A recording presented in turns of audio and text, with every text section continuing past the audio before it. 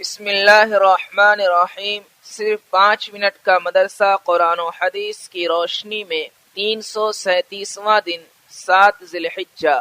Number 1، اسلامی تاریخ۔ امام نسائی رحمۃ اللہ علیہ، آپ رحمۃ اللہ علیہ کا نام احمد بن شعیب، کنیت ابو عبد الرحمن ہے۔ خراسان کے نسا نامی شہر میں سن 215 ہجری میں پیدا ہوئے۔ ابتدائی تعلیم اپنے شہر میں حاصل کی اور پھر اپنی علمی پیاس بجھانے کے لیے اپنے شہر سے نکل کر خراسان، حجاز، مصر، عراق، جزیرہ اور شام کا سفر کیا اور پھر مصر کو اپنا وطن بنا لیا۔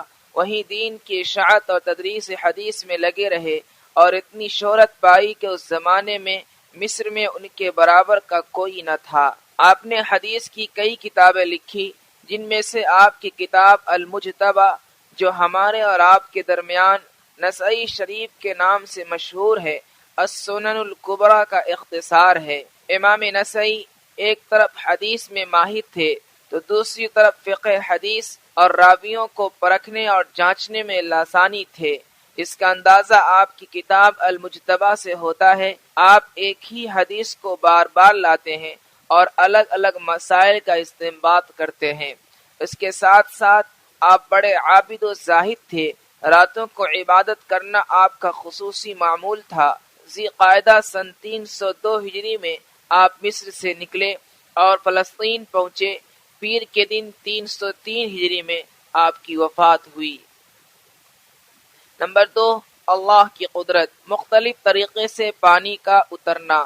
اللہ تعالیٰ کی قدرت بھی بڑی عجیب ہے کہ کبھی بغیر کسی بادل کے شبنم کی شکل میں پانی اتار دیتا ہے، جس کے ذریعے ہر چیز نم اور تر ہو جاتی ہے اور سورج کی گرمی اور تپش سے حفاظت ہو جاتی ہے، اور کبھی شدید بارش برسا کر ہلاکت و تباہی کا ماحول پیدا کر دیتا ہے، اور کبھی برف اور اولے برسا کر سخت سردی کا سما پیدا کر دیتا ہے، اور برفیلے پہاڑ اور حسین وادیاں اللہ تعالیٰ کی قدرت کی حمد و ثنا میں مصروف ہو جاتے ہیں۔ آسمان سے شبنم، بارش، برف و اولے برسا کر موسموں کو بدلنا اللہ کی قدرت کی زبردست دلیل ہے۔ نمبر 3، ایک فرض کے بارے میں۔ آپ صلی اللہ علیہ وسلم کی آخری وصیت۔ رسول اللہ صلی اللہ علیہ وسلم نے آخری وصیت یہ ارشاد فرمائی، نمازوں کو پابندی سے پڑھتے رہا کرو اور اپنے غلاموں اور نوکروں کے بارے میں اللہ تعالیٰ سے ڈرو، یعنی ان کے حقوق ادا کرو۔ نمبر 4، ایک سنت کے بارے میں۔ کرتے کی آستین گٹوں تک ہونا۔ رسول اللہ صلی اللہ علیہ وسلم کے کرتے کی آستین گٹوں تک ہوتی تھی۔ نمبر 5، ایک اہم عمل کی فضیلت۔ عرفہ کے دن روزہ رکھنا۔ رسول اللہ صلی اللہ علیہ وسلم نے فرمایا، عرفہ کے دن کا روزہ رکھنا 1 سال اگلے 1 سال پچھلے گناہوں کو معاف کر دیتا ہے۔ نمبر 6، ایک گناہ کے بارے میں۔ نماز دکھلاوے کے لیے پڑھنا۔ رسول اللہ صلی اللہ علیہ وسلم نے فرمایا، جو شخص نماز کو اس لیے پڑھے تاکہ لوگ اسے دیکھیں اور جب تنہائی میں جائے تو نماز خراب پڑھے تو یہ ایسی خراب بات ہے جس کے ذریعے وہ اللہ کی توہین کر رہا ہے۔ نمبر 7، دنیا کے بارے میں۔ دنیا سے بچو۔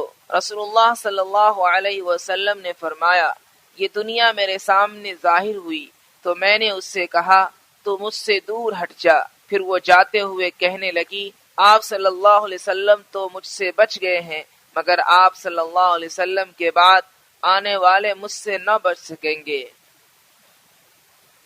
نمبر 8، آخرت کے بارے میں۔ ایمان والوں کا نور۔ قرآن میں اللہ تعالیٰ فرماتا ہے، جس دن ایمان والے مرد اور ایمان والی عورتوں کو دیکھیں گے کہ ان کا نور ایمان ان کے آگے اور ان کے داہنی طرف دوڑتا ہوگا، ان سے کہا جائے گا، آج تم کو ایسے باغوں کی خوشخبری دی جاتی ہے جن کے نیچے نہریں جاری ہیں، وہ ان باغوں میں ہمیشہ رہیں گے، یہ بشارت ہی بڑی کامیابی ہے۔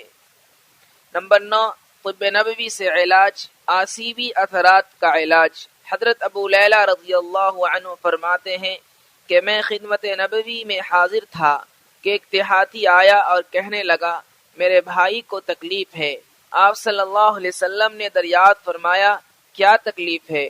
اس نے کہا کچھ اثرات ہیں۔ آپ صلی اللہ علیہ وسلم نے فرمایا اسے میرے پاس لاؤ۔ چنانچہ لایا گیا تو حضور صلی اللہ علیہ وسلم نے چند آیتیں پڑھ کر دم فرما دی جس سے وہ بالکل ٹھیک ہو گیا۔ وہ آیتیں یہ ہیں: سورہ فاتحہ، شروع سورہ بقرہ کی 4 آیتیں اور درمیان کی 2 آیتیں، وَإِلَٰهُكُمْ إِلَٰهٌ وَاحِدٌ، اور آیت الکرسی اور سورہ بقرہ کی آخری 3 آیتیں اور سورہ آل عمران کی 1 آیت، شہد اللہ، اور سورہ اعراف کی 1 آیت، ان ربکم، اور سورہ مؤمنون کی 1 آیت، ومن يدعو مع اللہ، اور سورہ جن کی 1 آیت، وانہ تعالی، اور شروع سورہ صافات کی 10 آیتیں اور سورہ حشر کی آخری 3 آیتیں، پھر قل هو اللہ احد، قل اعوذ برب الفلق، قل اعوذ برب الناس۔ نمبر 10، قرآن کی نصیحت۔ قرآن میں اللہ تعالیٰ فرماتا ہے تم گواہی مت چھپایا کرو، اور جو شخص اس گواہی کو چھپائے گا تو یقیناً اس کا دل گنہگار ہوگا، اور اللہ تعالیٰ تمہارے کاموں کو خوب جانتا ہے۔